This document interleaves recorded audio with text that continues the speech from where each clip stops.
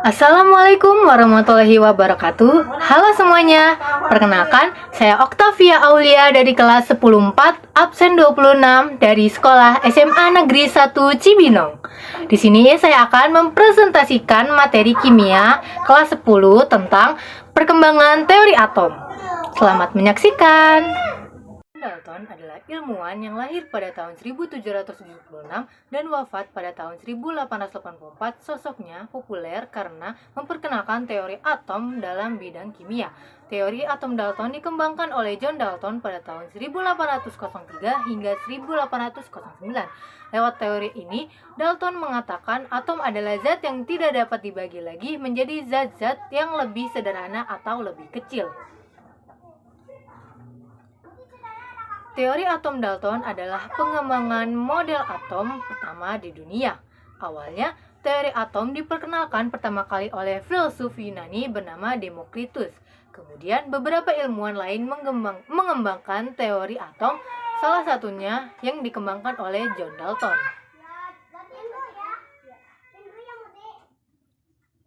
Teori yang dicetuskannya sudah lahir jauh sebelum teori atom Rutherford, teori atom Thomson, dan teori atom lainnya yang berkembang. John Dalton awalnya mengatakan atom seperti blok bangunan yang tersusun sehingga membentuk struktur kimia.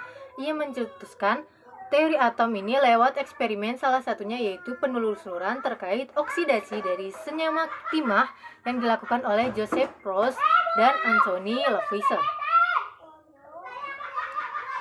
Dalton mempelajari penelitian ilmiah kedua ilmuwan tersebut dan menyebutkan bahwa sebuah pola dalam percobaan yang telah dilalui akhirnya membentuk satu atom dari senyawa timah. Hal tersebut memungkinkan potensi penggabungan atom oksigen. Dalton yakin teori ini merupakan jawaban dari fenomena air yang dapat menyerap gas dalam perbedaan ukuran. Setelah melakukan pemeriksaan hasil eksperimen yang ia lakukan secara empiris, teori atom pertama ia yakini sebagai teori yang murni ilmiah. Joseph John Thomson pada tahun 1856 sampai 1940 ialah seorang ilmuwan yang lahir di Chatham Hill, di mana ia diangkat sebagai profesor fisika eksperimental sejak 1984. Penelitiannya membuahkan penemuan elektron. Thomson mengetahui bahwa gas mampu menghasilkan listrik. Ia menjadi perintis ilmu fisika nuklir. Thomson memenangkan hadiah fisika pada tahun 1906. Dalam perkembangannya, Thomson memperbaiki kekurangan-kekurangan yang ada pada teori atom Dalton sebelumnya. Pada tahun 1897, Thomson menemukan partikel yang bermuatan negatif dan disebut dengan elektron. Teori atom Thomson berawal dari penemuan tabung katode oleh William Crookes. Dari penelitian yang sudah dilakukan Crookes, Thomson mengembangkan penelitian tentang sinar katode di laboratorium Cavendish. Yang mendukung penemuan elektron oleh Thomson ialah penelitian mengenai sinar katode. Bagian dari sinar katode yang dianggap sebagai elektron oleh Thomson adalah partikel yang menghasilkan aliran negatif.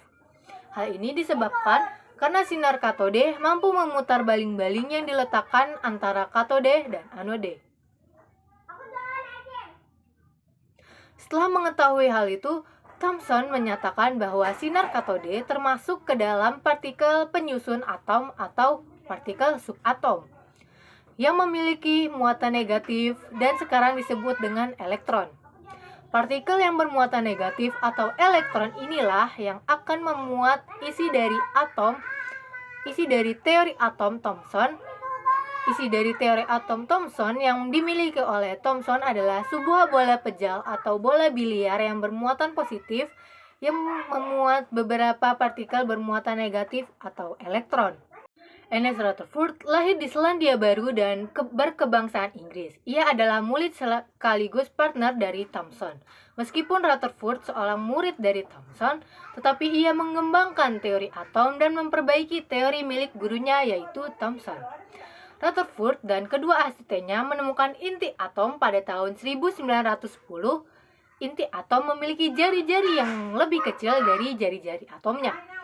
Teori yang ditemukan oleh Rutherford berasal dari eksperimen penembakan inti atom lempengan emas dengan partikel alfa atau di sebuah partikel dengan massa 4 kali massa atom hidrogen dan muatan positif sebesar 2 kali muatan elektron. Eksperimen ini dinamakan Geiger-Marsden. Penamaan eksperimen ini diambil dari dua murid Rutherford yaitu Hans Geiger dan Ernest Marsden. Ketika melakukan eksperimen, Rutherford membuat rancangan percobaan penembakan atom emas dengan partikel alfa yang dipancarkan unsur radioaktif. Setelah dipancarkan, maka hasilnya adalah radioaktif itu ada yang dipantulkan, diteruskan, dan dibelokkan. Dari hasil percobaan yang dilakukan, Rutherford berharap semua partikel alfa menembus lurus lempengan emas. Namun, harapan itu tidak sesuai dengan kenyataan, sehingga fakta yang diperoleh bahwa ada partikel alfa yang dibelokkan antara 900 sampai 1800. Berdasarkan hasil percobaan yang dilakukan, Rutherford memiliki kesimpulan bahwa inti atom yang terkena partikel alfa maka akan terjadi tumbukan yang menyebabkan pembelokan atau pemantulan partikel alfa. Penyebab terjadinya hal itu adalah massa dan muatan atom terpusat pada inti atau nukleus. Dengan demikian, Rutherford berpendapat bahwa muatan inti atom sama dengan massa atom dalam SMA atau satuan massa atom. Dari hasil percobaan ini, maka dapat dipastikan teori atom Rutherford menggugurkan teori atom Thomson. Hal ini menyebabkan gugurnya teori atom Thomson gugur adalah Rutherford menemukan inti atom yang ada di dalam atom. Inti atom ini memiliki muatan positif yang menjadi pusat massa dan dikelilingi oleh awan elektron bermuatan negatif, atau bisa dikatakan seperti bentuk tata surya. Teori ini dicetuskan oleh seorang ilmuwan asal Denmark bernama Niels Henrik David Bohr. Niels Bohr merupakan fisikawan asal Denmark dan peraih Nobel Fisika pada tahun 1922. Bohr memulai penelitian tentang atom pada tahun 1913 dan nama dari hasil penelitian itu adalah spektrum atom hidrogen. Bohr menyebutkan bahwa elektron yang terdapat dalam atom hanya dapat melintas lintasan tertentu, yaitu kulit atau tingkat energi. Setelah teori Rutherford sudah tersebar dan digunakan, para ilmuwan sepakat bahwa sebuah atom terdiri dari elektron dan inti atom. Teori atom Bohr berawal dari kelemahan teori atom Rutherford. Kelemahan itu adalah lintasan elektron yang disampaikan Rutherford belum sempurna untuk menjelaskan struktur suatu atom karena dianggap bertentangan dengan teori elektrodinamika klasik Maxwell. Dari kelemahan itulah maka Bohr berusaha mengembangkan dan menyempurnakan teori atom Rutherford dengan menggunakan model atom nuklir Rutherford dan teori kuantum Planck dan mengajukan teori atom yang saat ini dikenal dengan sebutan teori atom Bohr. Teori atom Bohr ini dapat dianalogikan dengan tata surya. Tak hanya itu, Bohr juga menjelaskan bahwa elektron yang beredar pada lintasannya tidak memancarkan energi yang kemudian disebut sebagai keadaan stasioner. Eksperimen yang dilakukan Bohr menghasilkan elektron-elektron yang mengelilingi inti atom yang terdiri dari proton dan neutron dan di lintasan-lintasan tertentu disebut dengan kulit elektron atau tingkat energi. Setelah mengelilingi inti atom, elektron itu bisa berpindah dari suatu kulit ke kulit lainnya dengan penyerapan atau pemancaran dari beberapa energi tertentu. Beberapa ahli mengatakan teori ini dengan sebutan teori atom Rutherford-Bohr. Penamaan ini terjadi karena model atom Bohr merupakan modifikasi dari model atom Rutherford. Perkembangan atom ini disebut dengan teori mekanika kuantum. Alasan teori mekanika kuantum dikembangkan adalah untuk menyempurnakan teori atom Bohr. Teori mekanika kuantum disempurnakan oleh Erwin Schrödinger yang merupakan fisikawan dari Austria. Teori ini disempurnakan oleh Erwin Schrödinger pada tahun 1926.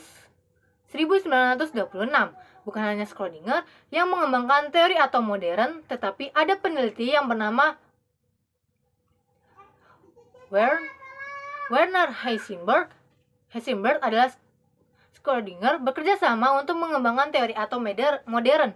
Teori yang dikembangkan oleh dua peneliti ini disebut dengan teori atom mekanika kuantum. Jika penelitian yang dilakukan Schrödinger berdasarkan hipotesis de Broglie, maka penelitian Heisenberg berdasarkan pada asas ketidakpastian Werner-Heisenberg. Dari asas ini, Heisenberg menyimpulkan bahwa terdapat suatu keterbatasan dalam menentukan posisi dan momentum elektron. Teori atom mekanika kuantum bisa dikatakan sebagai teori paling mutakhir dari beberapa teori atom yang sudah dikembangkan. Schrödinger menyatakan bahwa elektron juga bisa disebut sebagai gelombang materi yang memiliki gerakan sama seperti gerakan gelombang. Pendapat dari Schrödinger ini dikenal dengan sebutan mekanika gelombang alias mekanika kuantum. Erwin Schrödinger juga mengatakan mengenai kedudukan elektron yang ada di dalam atom tidak dapat ditentukan secara pasti. Dan yang dapat ditentukan hanya probabilitasnya saja, atau daerah kemungkinan keberadaannya saja.